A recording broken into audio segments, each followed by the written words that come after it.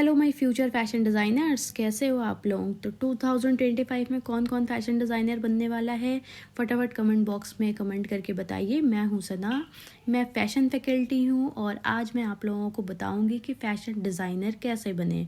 तो fashion designer बनने के लिए मोस्ट इम्पॉर्टेंट है आपका पैशन, मीन्स आपके अंदर जुनून होना। फ़ैशन डिज़ाइनर बनने के लिए आपके अंदर एक जुनून होना चाहिए कि हाँ, मुझे इस फील्ड में जाना है। आपको कपड़े को देखकर अट्रैक्शन होना चाहिए, उसके ट्रिम्स, उसकी एम्ब्रॉयडरी, उसके एलिमेंट, प्रिंसिपल, ये सारी चीज़ें देख के आपको अट्रैक्शन होना चाहिए, इंटरेस्ट आना चाहिए कि यस, ये मैं कर लूँगी या कर लूँगा। और उसके बाद आता है हमारा एजुकेशन। एजुकेशन में क्या है कि जैसे हमारे इंडिया में काफ़ी बड़े बड़े टॉप क्लास कॉलेजेस हैं, जैसे National Institute of Fashion Technology, Pearl Academy, National Institute of Design, Vogue Institute of Fashion Technology. ये इंडिया के टॉप क्लास इंस्टीट्यूट्स हैं, कॉलेज है। और इस कॉलेज में एडमिशन लेने के लिए आपको एंट्रेंस की प्रिपरेशन करनी पड़ती है। और अगर आपका इस कॉलेज में नहीं होता है तो आप बहुत तमाम पूरे इंडिया में आजकल फ़ैशन डिज़ाइनिंग के इंस्टीट्यूट है, आप कहीं से भी बेसिक नॉलेज ले सकते हैं। और उसके बाद आपकी नॉलेज कब बढ़ती है, जब आप कहीं इंटर्नशिप करते हैं, जॉब करते हैं, किसी ब्रांड के अंडर में वर्क करते हैं, वो सारी चीज़ें आपकी लेवल में आ जाती है। अब बात करते हैं स्किल डेवलप करना। आपको कैसे अपनी स्किल डेवलप करनी है। फैशन डिज़ाइनिंग सिर्फ क्रिएटिव फील्ड ही नहीं है, आपको टेक्निकल स्किल भी आनी चाहिए, जैसे sketching, garment construction, pattern making, fashion management. और ये सारी चीज़ें कैलकुलेट करके वहाँ आपको कॉलेज में सिखाया जाता है, वो चाहे आप कोई हाई क्लास कॉलेज में जा रहे हैं या मीडियम क्लास कॉलेज में जा रहे हैं।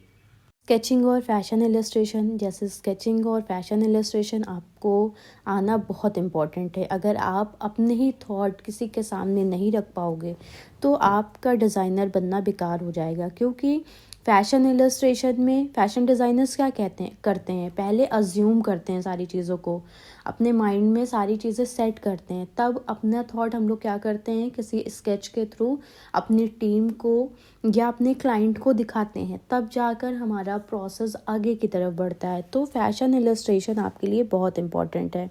पैटर्न मेकिंग में क्या होता है, पैटर्न मेकिंग में आपको पैटर्न्स बनाने आने चाहिए। बेसिक्स पैटर्न तो क्लियर होना चाहिए आपका। स्विंग और फैब्रिक नॉलेज होनी चाहिए, फैब्रिक का टेक्सचर क्या है, कैसे फैब्रिक है और फैब्रिक को कैसे आपको यूज़ करना है, कौन सा इस फैब्रिक से कौन सा गारमेंट बन सकता है। आपको ये सब, आपकी जो अज्यूमिंग पावर है ना, वो सब स्ट्रॉन्ग होनी चाहिए। आपकी एजुकेशन जब आप करोगे तब तो स्ट्रॉन्ग नहीं हो पाएगी, बट जब आप कहीं जॉब करते हो या इंटर्नशिप करते हो ना, तब ये आपकी जो नॉलेज होती है ये काफ़ी स्ट्रॉन्ग हो जाती है। तो और आपको एक्सपीरियंस लेने के लिए इंटर्नशिप करना होगा, जैसे किसी डिज़ाइन स्कूल में आपने कंप्लीट किया, आप किसी डिज़ाइन स्कूल से आपने अपना फैशन डिज़ाइनिंग कंप्लीट किया, देन आपको उसके बाद आपको नॉलेज गेन करनी है। नॉलेज गेन आप कैसे करेंगे, इंटर्नशिप से एक्सपीरियंस लेकर। क्योंकि कॉलेज वालों के बस में इतनी चीज़ें नहीं होती कि वो आपको इतने सारे फैब्रिक प्रोवाइड करा पाएँ, इतनी फैसिलिटीज़ दे पाएँ। आप जब काम करते हो, जब आप इंडस्ट्री में जाते हो, तो आपको मल्टीपल फैब्रिक्स देखने को मिलते हैं, ट्रिम्स देखने को मिलते हैं, सारी चीज़ें मतलब अपनी फील्ड की मिलती है।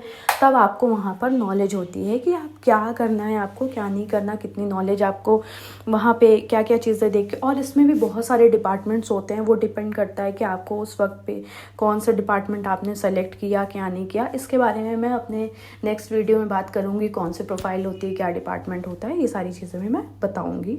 अभी तो जिन भी बच्चों को फैशन डिज़ाइनिंग करना है या जिनका अब 2025 में कंप्लीट होने वाला है, तो ये सब चीज़ें मतलब पोर्टफोलियो इतना इम्पॉर्टेंट टॉपिक है, इतनी इम्पॉर्टेंट चीज़ें हैं कि जब आप कॉलेज में एडमिशन लेते हैं फैशन डिज़ाइनिंग के, तभी आपको, जब आप शीट्स बनाते हैं, तभी आपके माइंड में ये थॉट होना चाहिए, आपको टीचर गाइड करता है कि आप अपना काम किस अकॉर्डिंग करोगे, कि आपका आगे पोर्टफोलियो क्या होना पर आपको शोकेस करना होता है, अपनी डिज़ाइनिंग, अपनी स्किल, डिज़ाइनर्स को या जिसके भी अंडर में आप जा रहे हो इंटर्नशिप करने, तो आप उनको कैसे दिखाओगे कि हाँ मैंने ये चीज़ें सीखी या मेरे पास ये स्किल है, क्योंकि सडन से हम लोग कोई भी चीज़ नहीं दिखा सकते। इसलिए पोर्टफोलियो बहुत इंपॉर्टेंट होता है।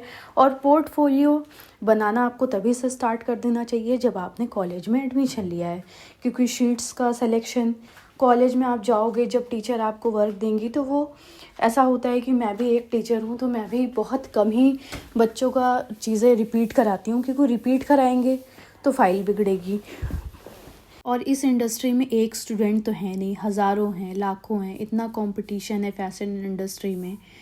इसलिए अपना जो पोर्टफोलियो है उसका जो सिलेक्शन आपको करना चाहिए वो थोड़ा सा यूनिकनेस के साथ करना चाहिए, यूनिकनेस से बनाना चाहिए, क्योंकि क्रिएटिव माइंड है आप लोग, डिज़ाइनिंग फील्ड में आ रहे हो, तो इसलिए आपकी फ़ाइल प्रेजेंटिव होनी चाहिए, क्रिएटिव होनी चाहिए।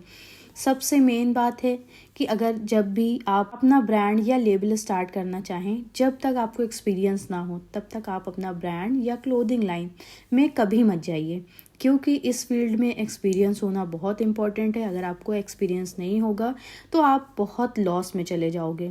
इसलिए आप अगर फैशन डिज़ाइनर हो तो पहले आपको इंटर्नशिप करनी चाहिए, कहीं ट्रेनिंग लेनी चाहिए। ट्रेनिंग करने के बाद ही आप अपना ब्रांड लेबल जो भी आपको इन फ्यूचर करना है, अपना बिजनेस करना है, तो वह आप उसके अकॉर्डिंग चीज़ें कर सकते हो, क्योंकि तब तक आपको एक्सपीरियंस हो जाएगा उस फील्ड में। फिर उसके बाद आते हैं कॉन्टिन्यूस लर्निंग। अपनी लर्निंग कभी भी नहीं छोड़नी है। अगर हम फैशन डिज़ाइनर बन भी जाते हैं, हमारा कॉलेज ख़त्म हो जाता है, लेकिन फिर भी हमारी इंडस्ट्री एक ऐसी डायनेमिक इंडस्ट्री है कि जिसमें हमारा ट्रेंड्स टाइम टाइम पर चेंज होता रहता है, न्यू टेक्निक आती रहती है, टेक्नोलॉजीज़ बढ़ती जाती है।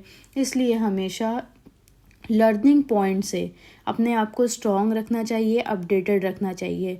समय समय पर मैगज़ीन देखना चाहिए, फैशन मैगज़ीन्स पढ़ना चाहिए, वर्कशॉप अटेंड करना चाहिए और डिज़ाइनर से मीटिंग करनी चाहिए। और भी अगर क्लाइंट से भी आप मिल रहे हो, ऐसा नहीं कि सिर्फ डिज़ाइनर ही डिज़ाइनर को एक नॉलेज दे सकता है। कभी कभी हम लोगों को कॉमन लोगों से भी काफ़ी नॉलेज मिल जाती है, क्योंकि वो डिज़ाइनर तो नहीं होते, बट वो हाँ आपको स्पेसिफिक एक चीज़ों के लिए कभी कभी सही राय भी दे देते हैं। तो किसी को भी आप ये नहीं करना है कि नहीं आप ये नहीं बता पाओगे मैं डिज़ाइनर हूँ, ऐसी वाली चीज़ें नहीं करनी है।